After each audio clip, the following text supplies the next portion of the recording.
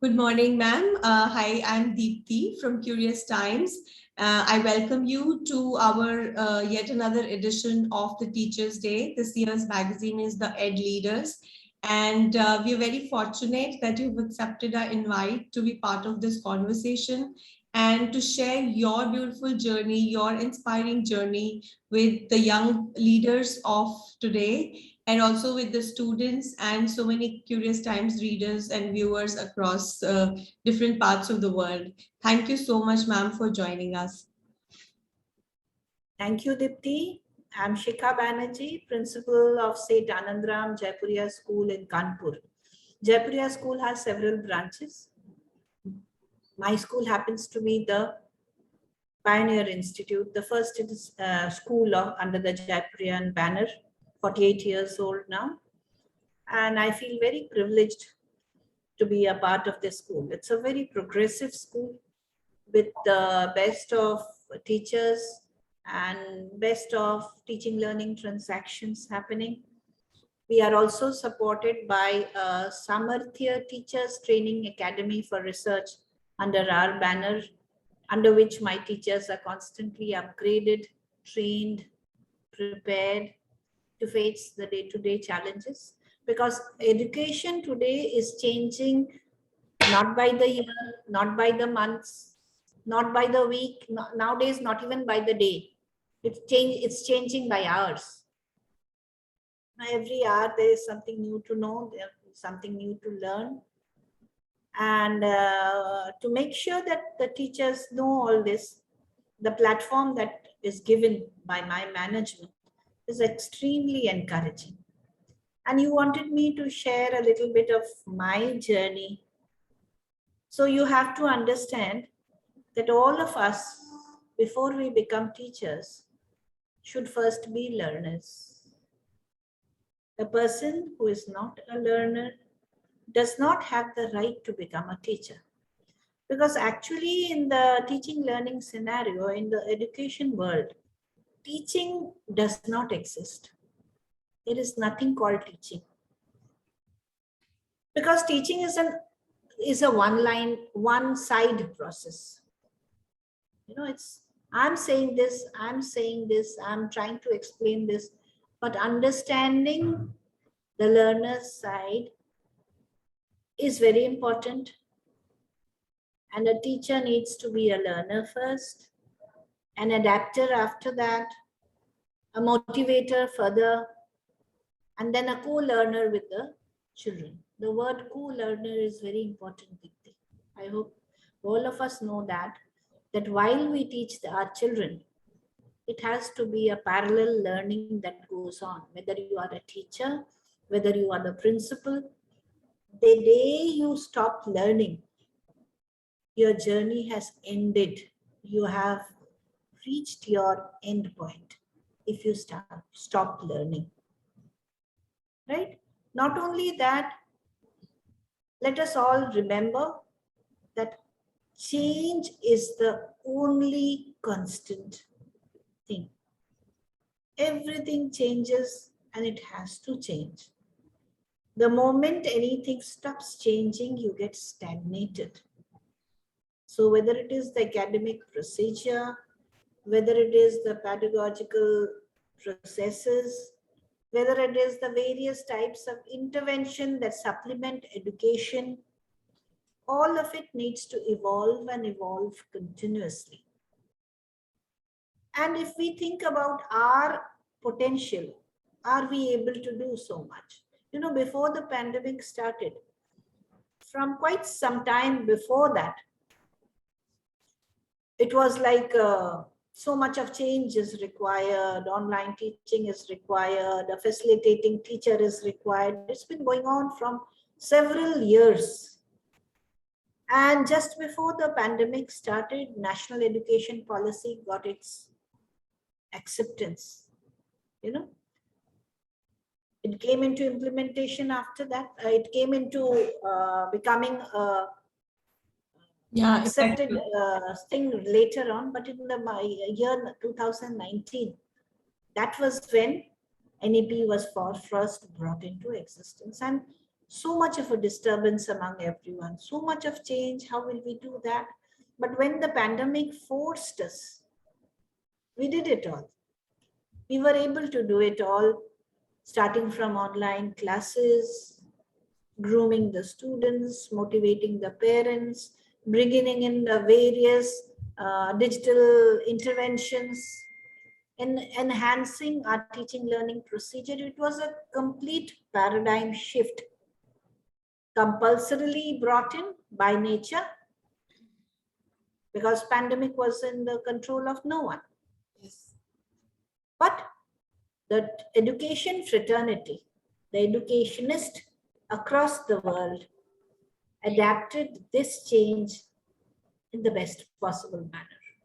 The first set of people that walked into the pandemic regime with a complete preparation of self and the team were the educationists. And we feel so happy to understand. And my teachers and all teachers across have felt very proud when they realized how much more they can actually do. We like to stay in a world of comfort, I'm comfortable. I'll go today and I'll take up chapter number 5th in this class, and I'll do some grammar in that other class, and I'll do some test in that other class. So this comfort zone takes away your creativity and sort of brings in a deficit in your learning passion. And pandemic shook us up, literally shook us up from our slumber, made us realize that nothing is permanent. Point number one, nothing is going to be repeated time and again. There has to be a revision, an improvisation, an inclusion, and so much more peer learning, self-learning, parallel learning with peers and with students. All this fell into place automatically because these are actually natural things. That is the reason it happened. If I talk about myself, it was not very difficult. If I have to be honest with myself, it has not been very difficult, because learning is the general, a normal tendency of a human being. Even when there was nothing called education, even at that time when there were no schools, learning still happened, because it is a natural tendency of man to learn and improve himself and his lifestyle and bring in certain new components. Every discovery, every invention that happened across the world had a lot to do with the new learning of some man somewhere, which brought in revolutions, discovery of fire, discovery of wheels. All these brought in new civilizations across the globe. But it was the natural tendency of man, and that's why it happened. So something which is natural in you, you have to only keep it alive. Our mind, our brain, our aptitude, our attitude is like a knife. What happens to a knife if you don't use it for a long time? If you don't use a knife for a long time, it will get rusted. It will get blunt. If you want the knife to be sharp and usable, you have to sharpen it every time. You have to use it every time so that it remains sharp. The same is with human mind. And when I say human mind, it is not restricted to teachers. It is not restricted to students. It is mankind in general. But we as teachers are the custodians of the future. The future is in our custody, and we have a huge responsibility to shoulder. So keeping this passion on, keeping the students active in mind, body, and spirit is the responsibility of an educator. I, as the principal, is always motivating my team of teachers, team of students also, because learning is a self-motivated process. They have to have the will to learn. They will learn best if they are willing to learn. So motivation has to be to keep that willingness alive and thriving. There has to be a lot of curiosity that needs to be developed among the students so that they want to explore, they want to know, they want to learn, and they want to do. The best way to learn is to learn by doing. And online teaching, along with the various digital apps, various project-based learning activities, makes learning even more interesting. And teachers today are not teachers. Teachers were never teachers. An ideal teacher is only a facilitator who is standing there motivating the minds and the spirits of the children to learn, to ask questions. Why? You know, we sometimes get quite irritated when children say, why? Why should I listen to you? Why should I eat my breakfast slowly? Why should I have a glass of milk every day? So they want an answer to all their whys. And if we have, and you know, somehow sadly enough, we tell them what to do and we tell them how to do. Right. All right, what to do? Today we are going to do multiplication. So I have told them what to do. We are going to do multiplication. How to do? There are numbers on top. There is a number at the bottom. You multiply the bottom number with the first digit first, carry the number to the second digit. This is how. I'm telling them what to do. I'm telling them how to do. But in most cases, what we do not do is we do not tell them why. Why? What will happen if a child learns multiplication? What are the benefits? What is that the child can do after learning multiplication? So this question should be in the minds of the teachers and to be generated to the minds of the children and satisfied. Children have to be satisfied. They have to know why they are doing it. Right.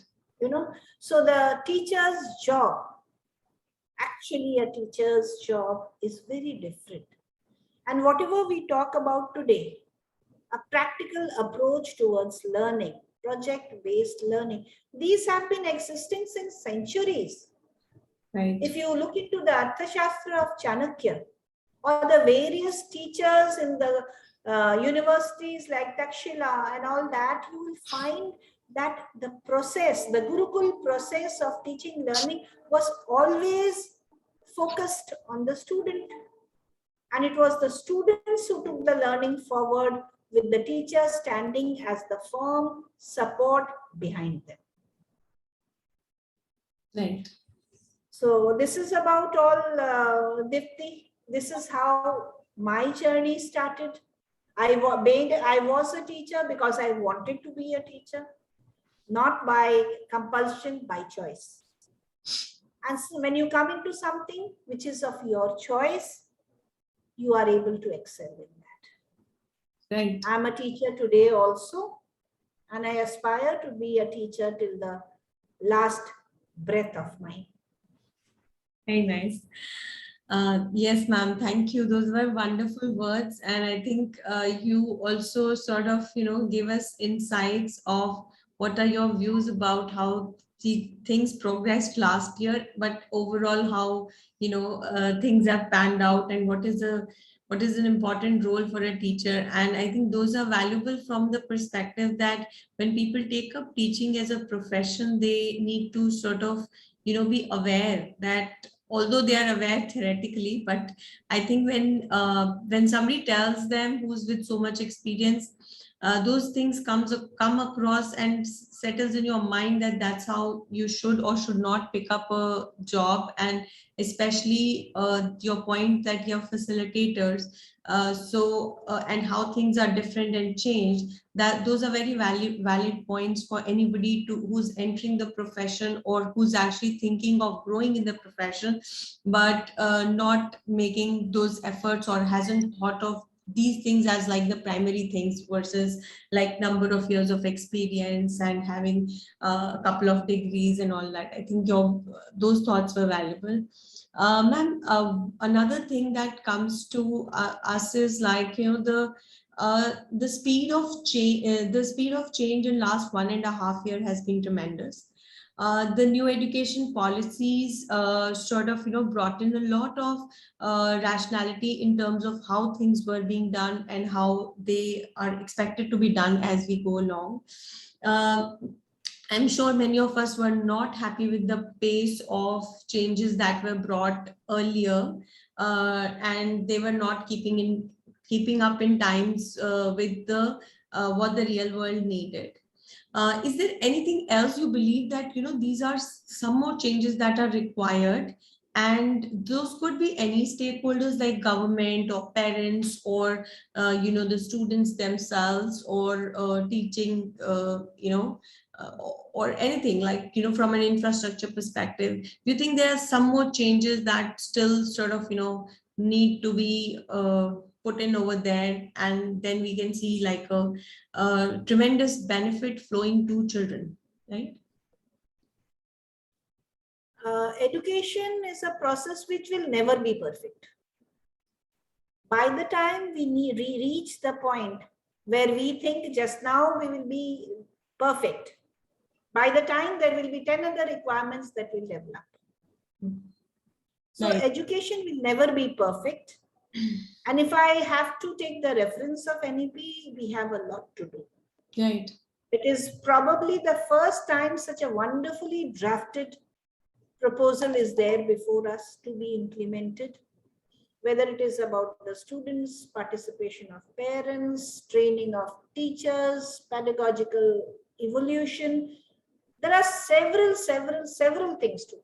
So just now, if I have to talk, the last 1.5 years has initiated the process, definitely. But we have a long way to go. Right. Lots of more changes required. First of all, an open-mindedness is required. You are right when you say that there was a lot of resistance when the NEP 2020 came into existence. Right. Because we are very happy when we are comfortable. But we don't, if we are comfortable, I told you, the growth is gone when you are comfortable. Right. So the resistance was because people could see that a lot has to be done. But as you actually probe into it, look into it, and then you realize that at the end of the day, if we have to survive, then this change is inevitable. Lots of change, Dipti, not just a little bit of change. Right. It has to be a continuous change. And as I said, by the end of 2023, or as per the target of NEP at the end of 2030, if we have reached all those that we have, the NEP says, if we have reached that place, there will be 20 other things standing over there for us to evolve after that also. Right. It's an ongoing process. It will go on forever. Right. True. Okay. So, ma'am, now you yourself said that teachers are more facilitators now. What are the things that you want students to bear in mind? Because we have got, let's say, a school gets 4,000 students or 2,000 students, whatever that number is, right? So there'll be 10 to 15% parents who are maybe aligned to the new formats, right?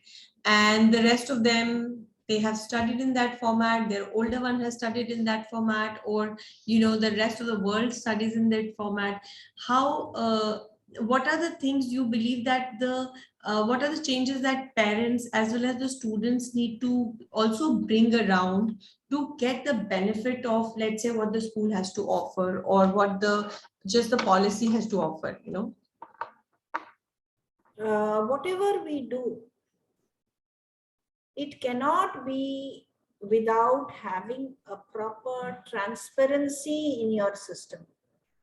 And if your system has to be transparent, then the parents have to be oriented continuously. Students have to be told about the details. And unless this triangle is absolutely an equilateral triangle with a proper balance of the school and the students and the parents, then things will not be possible. Right. It is a continuous process. Change is a continuous process. Inclusion of parents and students at every given point of time is also will be a continuous process. You have to keep telling them. You can't keep doing anything and everything. It may be the most correct thing, but even then, unless your parents and your students know what you are suggesting, what you are trying to bring in, agreeing with you, understanding, developing that trust for the school and the system, nothing can happen. And one set of rubrics will not be able to define this. Again, there has to be changes brought in. See, the exam pattern, the board exam pattern for next year is having a totally different set of rubrics. So that will keep on happening. And we as the school have to be in sync with our parents and the students to ensure that it is a transparent system. We have a good understanding, and parents and students also have a good understanding of what we would like to bring. Right. Great. So, ma'am, so I'll try to sort of, not take too much of your time. On Teachers' Day, what is your message to the teachers? To the teachers who are with your colleagues or teachers on Curious Times? My message to the teachers is that, first of all, I'm proud of all of you that you have chosen a profession so noble. So noble. Because see, we are handling children from a very small age. So a lot of your mind and soul, other than your intellect, other than your potential, you're using a lot of your mind and soul in shaping the future of tomorrow. I'm very proud of you, point number one. And point number two, I just want to suggest, keep being the learner that you are. I've said it before, Dipti, I'm reiterating, the day we stop learning, we stop being the teacher also. Right. So my salutation to every member of this fraternity, along with my suggestions, standing strong and tall, be the learner. A teacher at his or her best is a learner and should remain a learner. Right. And ma'am, now the final one, we're going to be seeing lots of kids love pouring on Curious Times for teachers. They'll be sending their good wishes, cards, poems, everything. So what is your message to those kids on Curious Times and to your own students and students everywhere that we have on Curious Times, students from everywhere? If it is a message to my students, I would like to tell them, I am because you are. My existence lies in the presence of my students. I love you all. I bless you all. And I pray that you become very, very successful in your life. And I want you to remember that success, the definition of success according to me is giving back to the society more than the society has given you is success. So the day you are able to give back to the society more than what the society has given you, you will be successful. And I pray for your success in your own personal life and through your contribution to your family, to your surrounding, to your city, and to the globe in general. Right. Thank you, ma'am. If there's if you have any questions, we can answer for you. But we're very happy and thank you so much for accepting our invite and being part of Ed Leaders. It means a lot. And I want to personally thank all of your coordinators and vice principal and whoever is participating. And we are really thrilled and looking forward to all the students participating and making it really colorful and gala Teachers' Day for everybody. Sure, ma'am. Sure. Thank you so much, ma'am. Happy Teachers Day to you and everybody at your end and your faculty. Wish you a big year, big year of success and good health to all of you. Thank you. Thank you so much. Thank you. And goodbye. Thank you. Can I close the meeting?